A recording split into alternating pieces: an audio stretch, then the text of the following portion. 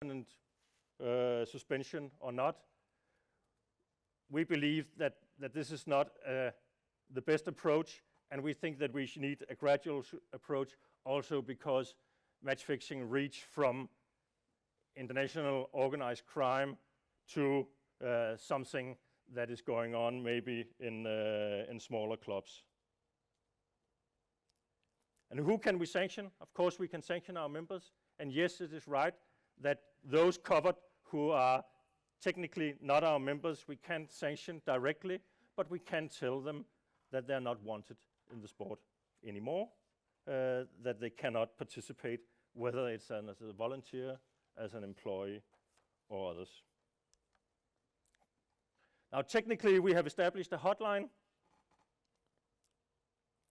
where people can give information. Some speakers yesterday said that a hotline doesn't work. We have drawn our inspiration from a hotline established by the Danish Football Federation, and the experience there is that it do work, and some of the cases, also the bigger cases that have been handled in Denmark, has started by information giving through the hotline. So our experience that we draw on is that a hotline do work, and it was opened in August this year. Then we have established an entity called a match-fixing secretariat in our professional organization who are going to handle this, who will be responsible for investigation and for handle the formal part of a case when they arise. We have established a tribunal to decide on the sanctions, and there's always the possibility as part of the normal two-tier system to appeal a sanction given by the match-fixing tribunal to our Court of Appeal.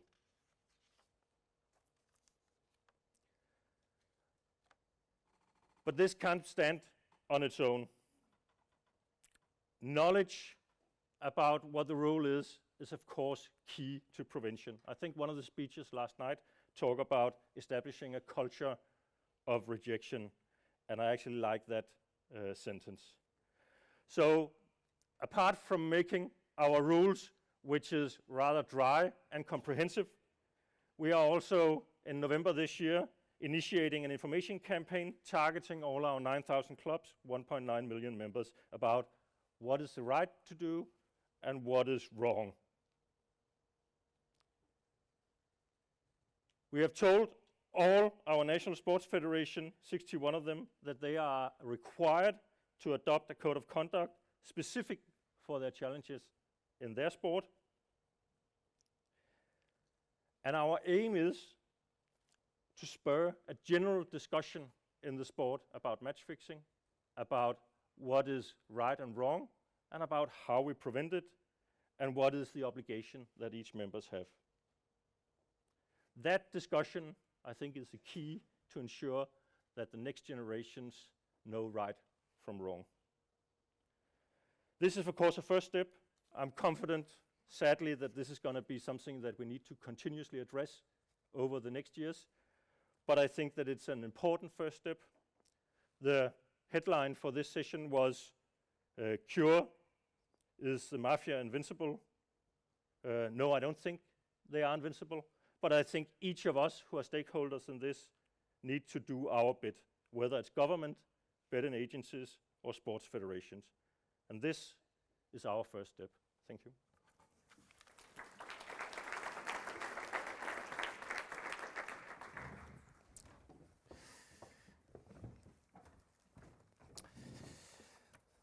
That was impressing, Niels-Christian. You used only 12 minutes, so now you can decide which of the other presenters that can have your spare 2 minutes. Next speaker was badly missed yesterday when he traveled around all the islands of Denmark due to bad weather. Garlick, senior specialist at Europol, will give a presentation on how match fixers operate and what the police can do. Please.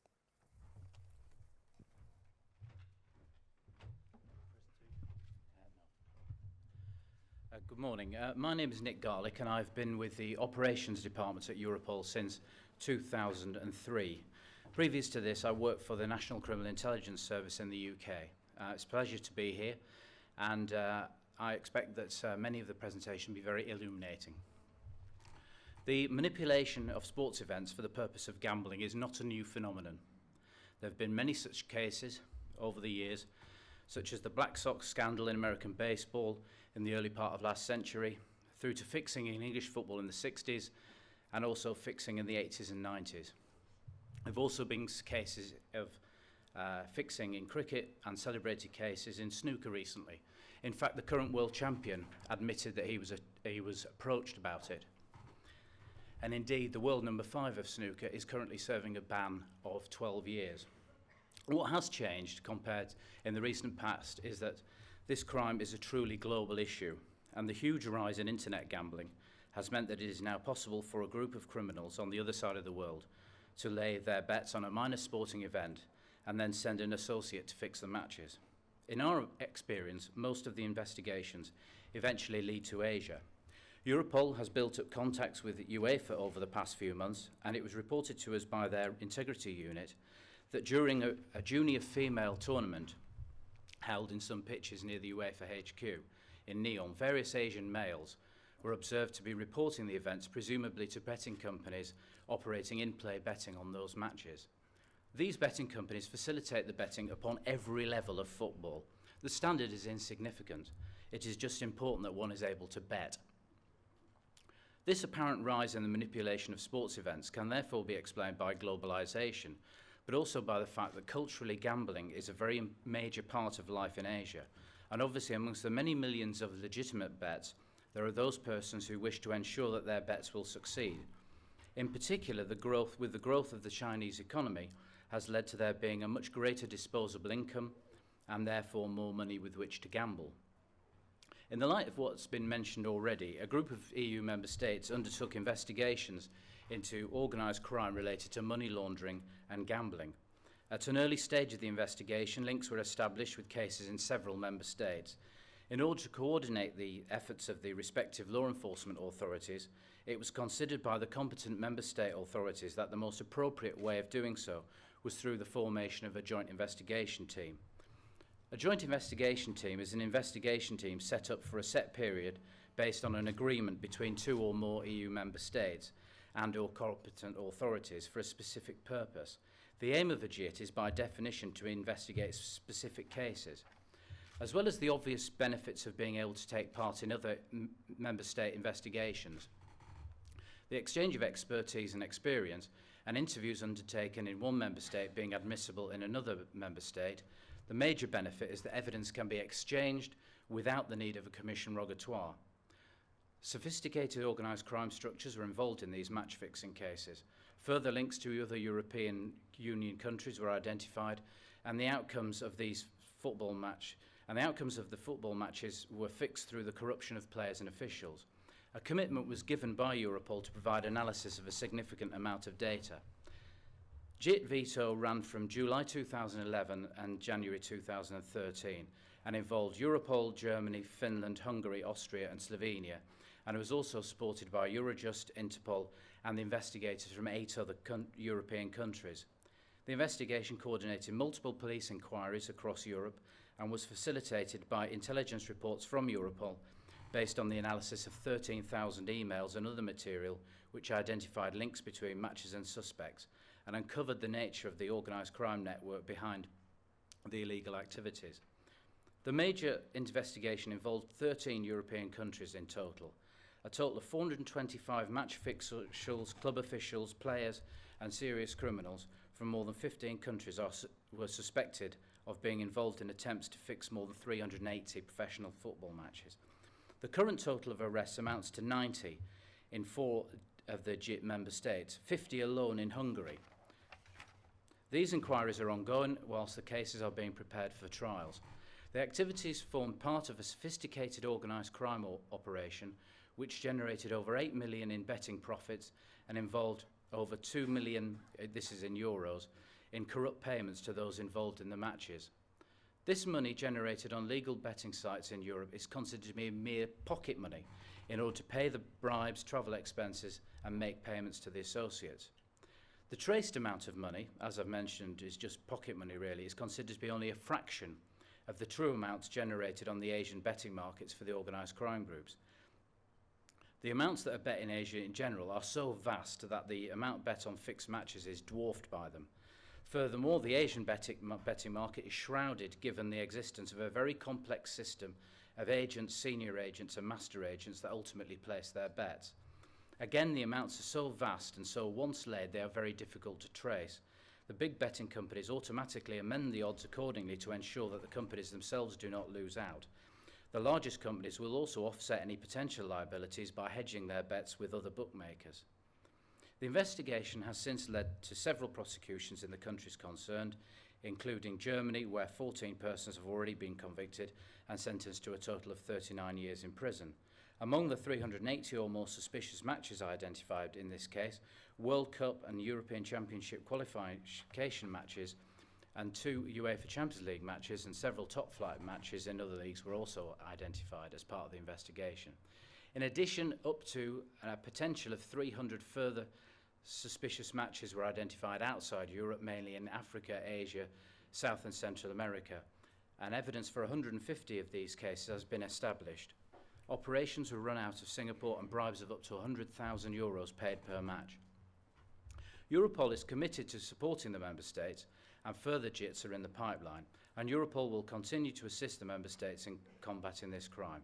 In general, it can be considered that this form of crime is attractive to serious criminals, as the rewards can be enormous and the risk comparatively little. There is certainly evidence that those criminals who are at the top end are also involved in many other areas of crime. There have also been further arrests in Europe in recent months for offences related to match fixing. 7 were arrested in Hungary in June, 12 current and former players were charged in the Czech Republic in September, and furthermore, in September there were 6 more arrests in Australia linked to the Victoria Premier League. A Malaysian national was charged with 10 offences. An attraction of betting upon Australian soccer in Asia is that there is little or no time difference, and in-play betting can take place at fairly convenient times. The other 5 persons included 2 British former non-league players and the 36-year-old captain of the team. It is believed that these players had previously been involved in match fixing in the UK before travelling to Australia. In fact, the Billericay Town chairman, has anyone heard of Billericay Town? Well, you probably have now, but the Billericay Town chairman stated that his 6th tier English football team was attracting bets from Asia, which meant that some of these low-level matches during last season were placed in the top 5 of matches upon which bets were placed globally. In fact, Billericay Town matches were attracting more money than Barcelona matches last season. Clearly, it doesn't need Sherlock Holmes to realise that this is highly suspicious, and it is disappointing to note that no action was taken in the UK. And because of this lack of activity, this emboldened the criminals, and the problem was transferred to Australia, where the truly international nature of the activities has become apparent, with links to Malaysia and Europe being reported widely. The role of Sport Radar in the detections has been highlighted in the press, and it was the monitoring of betting patterns that first alerted the authorities to the fixing. In short, this business appears to be ongoing, and until the networks themselves are completely dismantled, they will continue. Many arrests have been made in the EU, and there was a recent wave of arrests related to those investigations in Singapore. Singapore must be congratulated for their action in making these arrests.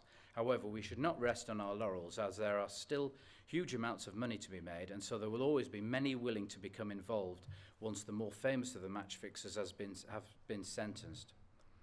A major positive of the recent successful and ongoing investigations has been a much greater awareness of the issue, and it should also be remembered that football is not only the target of the criminal groups, and there have been allegations of the manipulation of other sports such as cricket, snooker and tennis. The networks based in Asia act as a hub for match fixing globally, with these established groups having contacts with subordinates and associates based all over the world. These associates, some of whom are highly skilled linguists, travel the globe making contacts with players, agents and officials and acting on behalf of the Asian networks, who then utilise the information gleaned and arrangements made to make the bets accordingly, both on the legal betting market but also on the illegal, unregistered market.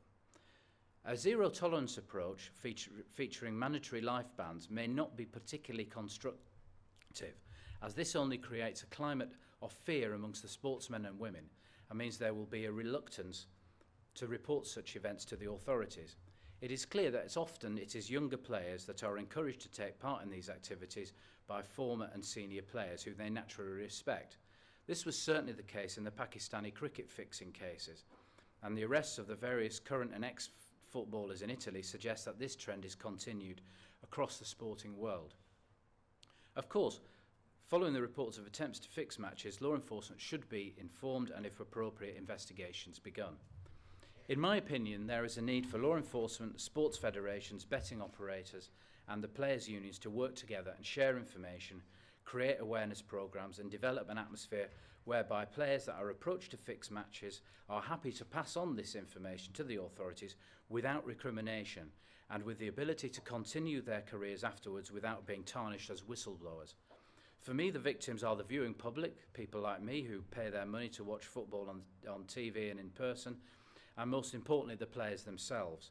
The betting companies make profits that are so vast that fixed matches do not really affect them, and anyway, they can hedge their bets so that they do not lose. There is naturally a capacity for law enforcement to intervene in such cases.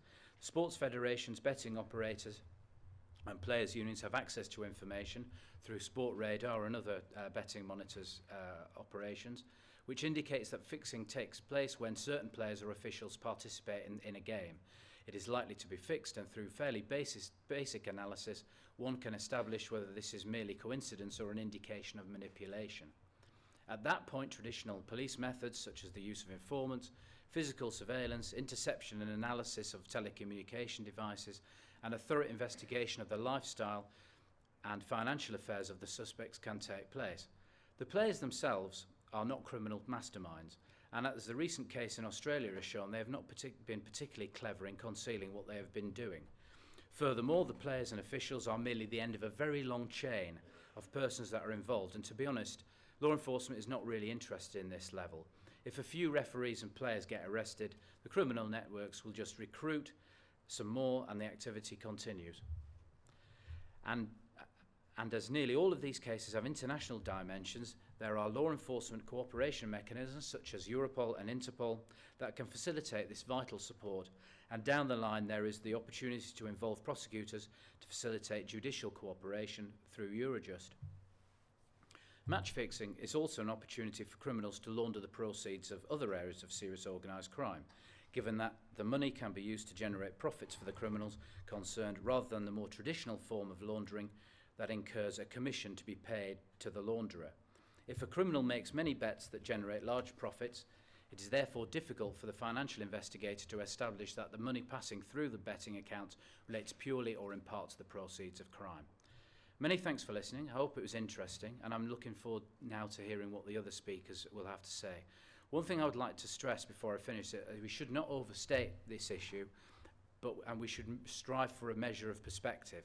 There are criminals who want to attack our sports by fixing matches to make money, but the overwhelming majority of sport embodies all the best principles of our societies, and we should be aware that match fixing can happen, and when it does, we should be prepared. Thanks.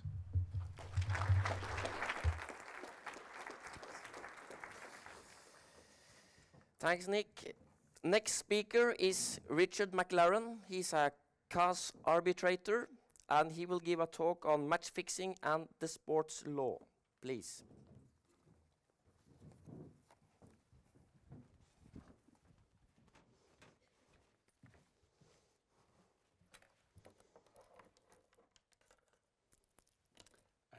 Good morning, everyone. I'm going to try and give you a very quick overview of the role of the legal system, both at the first instance level within the sport and then at the Court of Arbitration for Sport level, which is the final appeal body, in less than 12 minutes. I'll come back to a very brief introduction of what I'm going to try and touch on.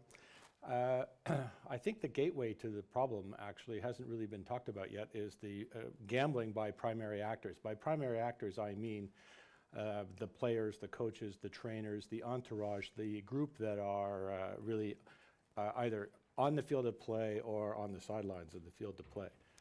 Last night, spot fixing was suggested to be not very important in the process. I don't agree with that. I think spot fixing is the first step of leading to other aspects after you've already got the athlete involved in gambling on their own sport. I'll try and show that through my talk. Match fixing, I think you all understand what that is, and I don't need to say more about that. And hopefully I'll have time to just look briefly at a few possible solutions, but in the breakout session I'll look more intensely at that. Just turning to the introduction. What's the nature of the risk? As Nick was just pointing out, and as other people have over the last few days, gambling as an activity has been involving the outcome of competitions has been inextricably connected to sport for centuries. There's nothing new here. Well, what's new here is the interconnectedness that we all now have through the internet and all the electronic devices that are in each of your pockets this morning. And that's led to an increase in gambling, as Nick's statistics were quoting. The one that I had is that in Europe here, online gambling has increased by 150% in the past 10 years since 2003. We've heard a lot about football. I'm going to add tennis and cricket to the mix in my discussions this morning. But all sports, I think, are vulnerable. Well, why should we fight this? I think you've heard a good deal of discussion over yesterday afternoon and today, last evening rather, about the integrity of sport, and that's a theme I want to return to. But that's the real need, is to protect the integrity of sport. So what's the role of CAS and other sport dispute resolution bodies in this process? That's what my primary function of this talk is all about. And I want to start because I think this is the problem. Betting on your sport is the gateway to match fixing. And athletes are in a rather unique position to affect the outcome of sporting events or some aspect of the sporting event, as are their other members of the entourage, or what I've been calling the primary actors. Sometimes their financial interests don't coincide with their best interests. Most athletes want to play, they want to play to win, and they want to use their best efforts to do so. However, and I particularly see this, I'm one of the anti-corruption hearing officers for professional tennis. In the tennis, once you get into the lower echelons of the professional world, they're not very well paid. And as a result, their financial interests don't necessarily coincide with their desire to provide their best efforts and win the competition. And so they can be tempted, and once they get tempted, then they're in trouble. They also possess a lot of insider information, which can be useful for those who want to fix matches without them even really necessarily knowing that they are participating in the problem. Let's turn to betting on your sport. CAS handled 3 tennis cases in the latter part of the first decade, from 2007 forward.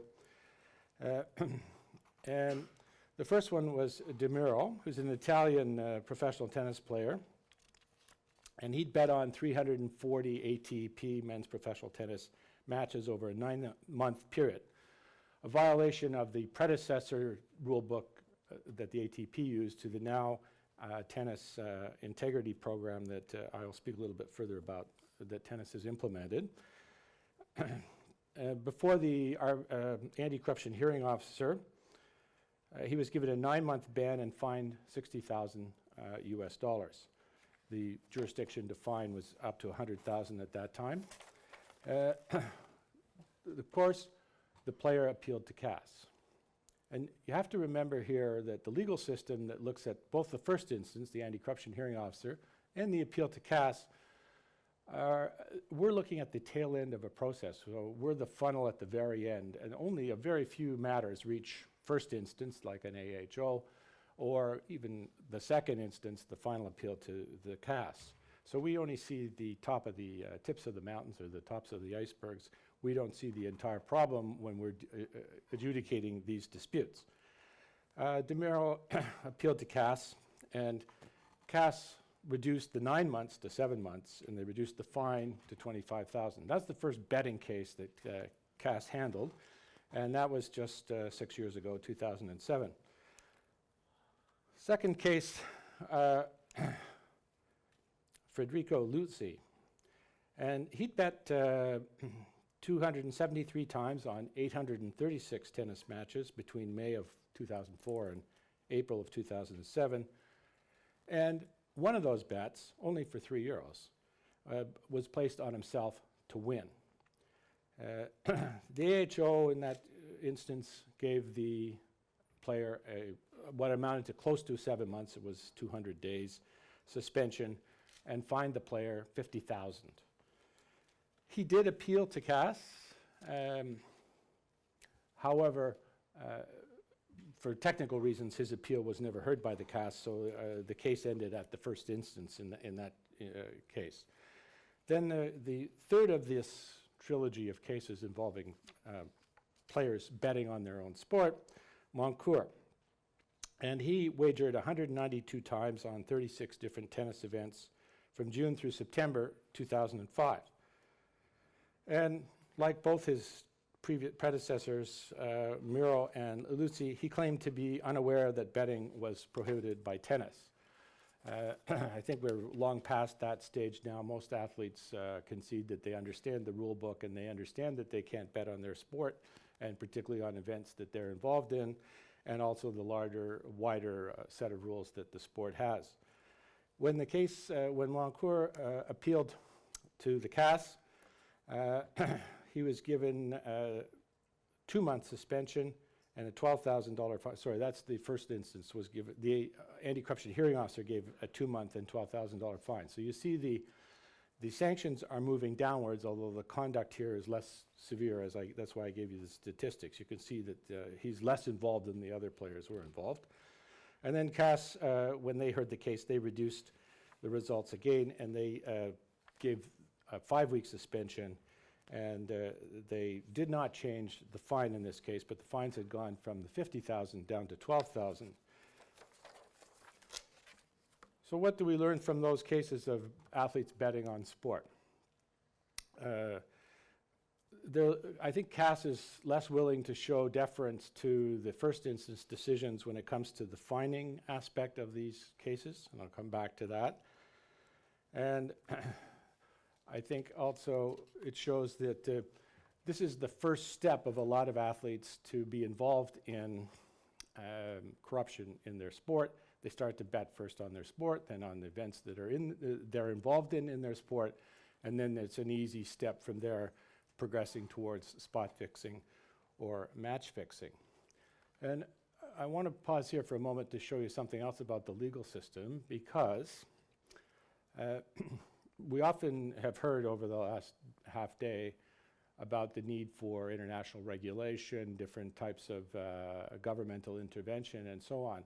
But sport cannot absolve itself of these problems. Sport has to deal with these problems at its own level. And there is never going to be a legislator anywhere in the world that's going to pass legislation about individual athletes not betting on their sport, or even they might pass legislation about betting on the actual event that they're participating in. So sport has a role to play here, which is fundamentally important if the system is going to work more effectively, and so the legal system can also deal properly with the cases that do come forward to it.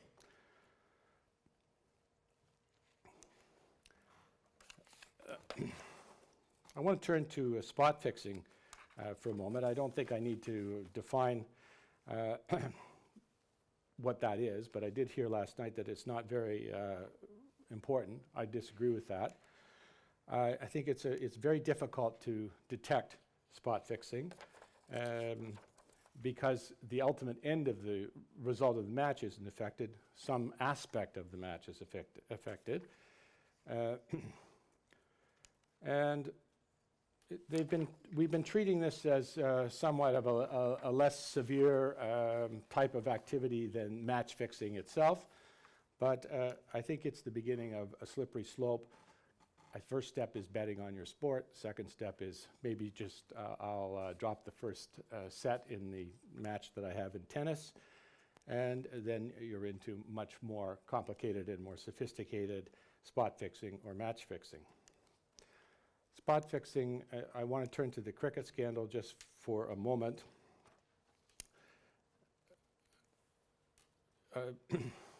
I think everybody in the room is probably aware of the fact that the English and Pakistani test match, two Pakistani players delivered no balls during the course of their bowling for their team. And eventually that all was exposed by the now defunct News of the World. And the captain of the Pakistani team, Mr. Butt, who was the leader in the process, he was assessed by the ICC in first instance tribunal as being the ringleader, and he was sanctioned with a 10-year ban for breaches of the International Cricket Council's code. He appealed to CAS, and the primary function of his appeal was to suggest that he had suffered too severe a penalty.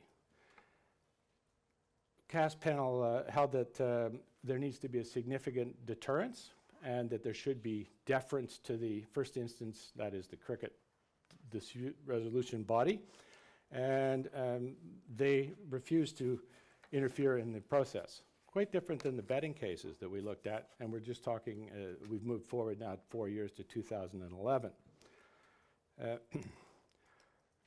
The 3 minutes? 2 minutes, okay. Let me finish this slide and I'll jump to my conclusions. Asif, he was also involved and he was exposed by the News of the World. He bowled one no ball in the match, and he was given a 7-year ban. He appealed to CAS as well, and he didn't confine his appeal to just saying the sanction was too severe. He tried to redo the entire case, which you're of course entitled to do under CAS rules, and the result of that was that CAS decided that he was sufficiently involved that they were unprepared to intervene in the in the result. 2 quick other points and I'll stop because I'm running out of time here. Match fixing. I wanted to turn to the tennis cases because they represent the high watermark in terms of the sanctions of ineligibility. The first of those cases was Kohler, and he was given a lifetime ban, and that was upheld by the CAS. The second of those was David Savek, and he was given a lifetime ban. He was fined, as was Kohler, $100,000, which the level of the fines have gone up to $250,000 by this point because we now have the tennis integrity rules involved. And in each case, the CAS eliminated the fine, and but otherwise confirmed the ineligibility, and the ineligibility was permanent lifetime ban. The final case, which is actually just now before the CAS, is Krotiak, and he's been given by the AHO a lifetime ban and a $60,000 fine. We'll see what CAS has to say about that. I was going to turn to the cases on match fixing. I won't have time to do that with involving football, but there's a number of cases that have come forward to CAS in that area, and I'll try and talk about those a little bit in the next session. So at this point, I'll stop.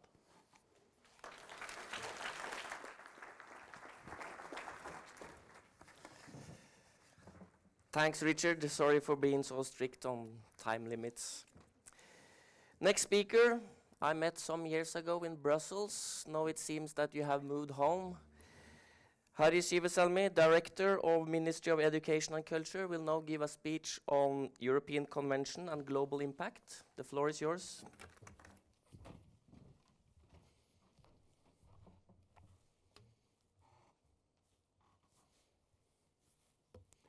Thank you, Mr. Chair. Ladies and gentlemen, a lot has been said already on these topics during these 2 days, and I congratulate the organizers of taking this issue up to the agenda. Match fixing is not the rocket science. What we need to do is to raise awareness. What we need to do is to get people to understand that this is really a serious threat. We are talking about fight against criminal organizations, and we should act accordingly. we also should understand that this is not a simple problem or challenge. This is a horizontal problem. Vertical solutions will not work in this case. We need horizontal solutions, and I will come back to this later. Council of Europe Convention, and I have tried to draw arrows to both directions. Global impact. I think it was a year and a half ago I had a good talk with Mr. McLaren in law court in Quebec City, where Richard rightly said that Council of Europe Convention will not help. And I argued against, and now I am here again to tell that why Council of Europe Convention will help. If we hadn't started this process, we wouldn't have nothing in this context. But to show that this is not only a Council of Europe exercise, this is an open convention to be. Already 47 countries participate to the work on drafting the draft convention. And that includes also Australia, Canada, Japan, and I expect that New Zealand will be on the next meeting as well.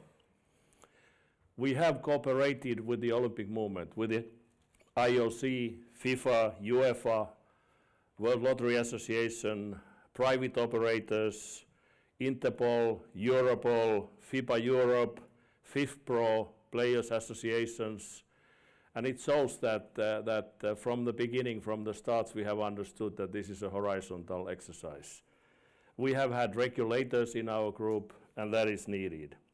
Analogy here with the anti-doping and anti-corruption conventions is that if we hadn't had the Council of Europe Anti-Doping Convention from 1898, we wouldn't have the UNESCO Convention in place in just 2 years of work. It would have taken at least 10 years to come.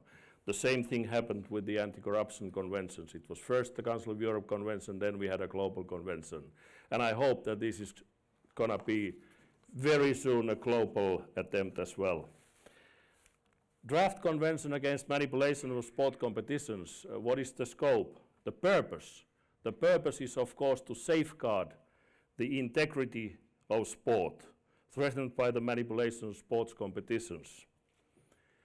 But there are also provisions, criminal law provisions in that draft. They are not there to safeguard the integrity of sports, but to catch the cheaters. And that means that in that convention we also include not only criminal law sanctions, we have administrative sanctions and sanctions imposed by the sports organizers. It is needed, like Mr. McLaren just said. The main objective is to prevent, deter, detect and combat national and transnational manipulation of sports competitions. And I would like to stress here a little bit of the word detect. I think that the detection systems we have in place at the moment are partly fake systems. And I don't think it's a very wise way to go. Detection of a fraud is a serious exercise. You need intelligence there, you need sophisticated computer systems, IT systems, you need 24/7, 365 days a year.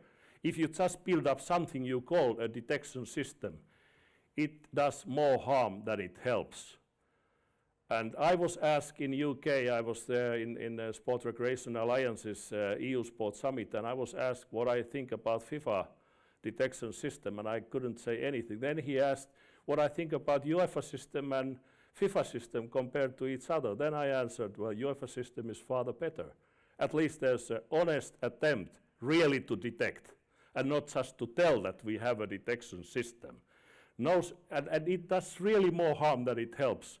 And I urge people to understand that detection is something we need to stress, and Garlick was also telling about this in his report. We have to promote national and international cooperation between public authorities concerned, and like it is said in the draft, with the relevant bodies or organizations, particularly those representing sports movement and betting operators. And I will come back to this horizontal cooperation a bit later. Cooperation is one of the scope, and of course it requires increased, rapid, sustainable and properly functioning national and international cooperation. That is also stated in the draft convention already.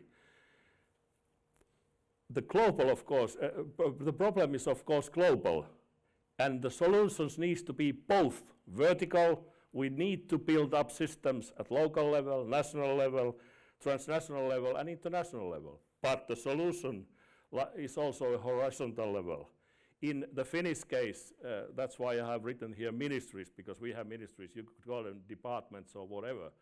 We need, besides sports, we need justice ministries, we need interior ministries, we need law enforcement, we need National Bureau of Investigation, we need state prosecutor's office to be part of the solution, we need regulators, we need betting industry, being those monopolies in respective countries or licensed operators. We need the whole of sports movement, and we need athletes. And I think good example here is what the Finnish Football Players Union have done.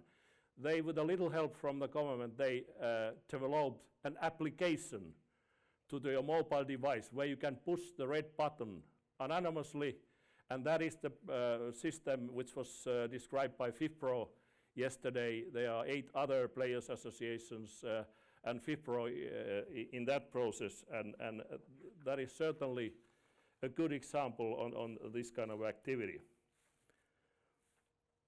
And in a national cooperation, of course, and international cooperation, you need to emphasize that this is a joint venture between public authorities and sports movement. And in the public authorities, compared to doping, sorry to compare it because I had some history in that as well, you need wider participation of public authorities. You need police, you need state prosecutors, you need regulators, you need betting operators, and that is essential to note. And also in the sports movement, I can't stress enough the importance of athletes being part of the solution, not part of the problem from the beginning. And the players' unions have shown, like in the Finnish case, the players' union from football, basketball, volleyball, ice hockey have been very actively involved, and without them being from the beginning, this exercise won't succeed. So it's important also to note internationally that we need athletes to be part of the solution. Well, we have got also some support from other organizations. Of course, Council of Europe is in this draft convention trying to build up a national platform addressing the national, the sports competition, which would collect, coordinate, and cooperate, both nationally and internationally. The EU Commissioner Michel Barnier, in his Green Book on online gambling, is recommending to build up national contact points, bringing together all relevant actors involved in fighting match fixing. And the intention is not to create a huge monster. The intention is, of course, to build a national network which is functioning and ready for international cooperation. Because one essential goal of this convention is to ensure the international cooperation. You have to build a national network which is prepared for international cooperation. And then, of course, you could cooperate internationally. And it is a network of competence bodies where everybody is involved. All stakeholders need to sit around the same table.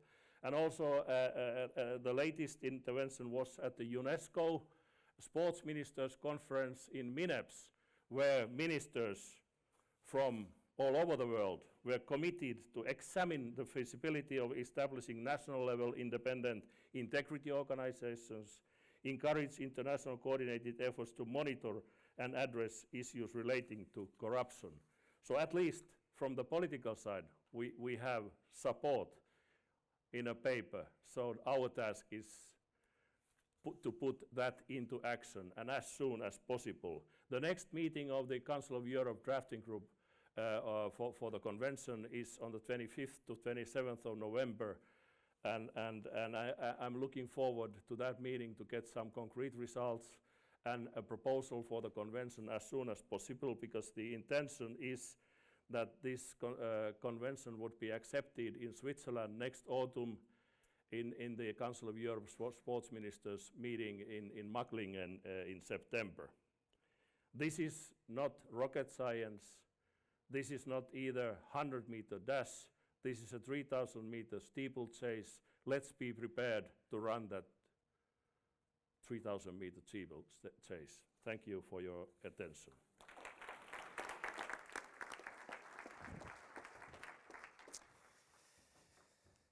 Thanks, Harri. That means that we are 5 minutes ahead of schedule. Let's meet here again 10:25. So grab yourself a coffee and be back in 30 minutes. Thanks.